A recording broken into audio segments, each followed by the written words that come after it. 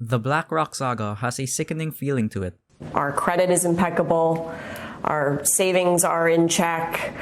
We have zero debt, but in this market, we cannot compete. Giant financial institutions, such as BlackRock, are buying the very few homes left on the market, locking families out of the American dream at a time when the housing market in the United States is at its most desperate. They're converting these houses into rental units, and typically, large institutions are more likely than mom-and-pop landlords to hike rent aggressively and evict tenants who can't afford it.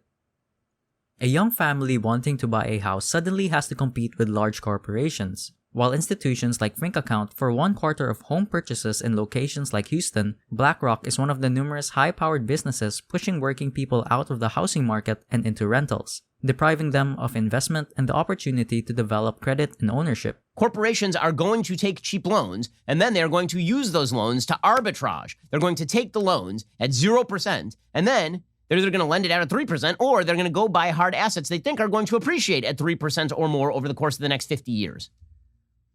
This is leading to massive price inflation, especially in real estate. Because of BlackRock's actions, 40% of American renters fear they will not be able to buy a home. People have a stake in society when they own a home. It's a way to pass on wealth from generation to generation. It is the backbone of the middle class and a key component of the American ideal.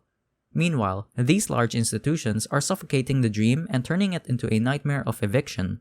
The incentive for businesses to buy houses in bulk is to underwrite pensions and stretch their books by inflating housing prices. You don't want corporations, giant corporations necessarily, coming in and buying up swaths of real estate and preventing first-time homeowners from being able to buy at market prices.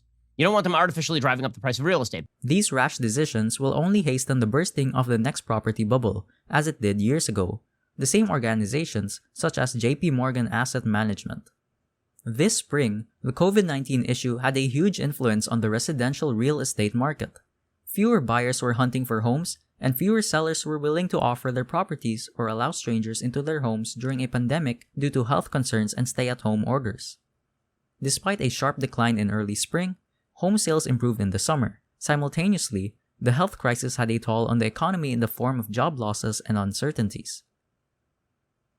Many people are still haunted by fears from the 2007 to 2009 housing crisis, as some homeowners have struggled to make housing payments and the jobless rate remains at record levels.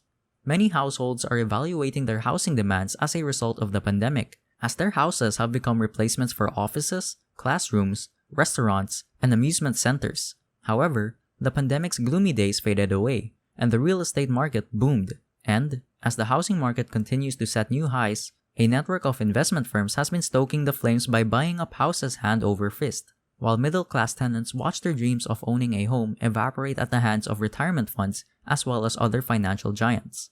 As a result of the COVID pandemic prompting the Federal Reserve to flood the country with dollars, the cost of single-family homes in the United States has risen due to a lack of supply. Inflation has crept in, and speculations in American real estate have surged in 2021. Single-family homes are frequently regarded by the general public as embodying the American dream of property ownership. Home equity is the most common way for middle-class families in the United States to generate wealth, and BlackRock, a Federal Reserve-backed financial organization, are buying up all the properties to prevent young families from doing so.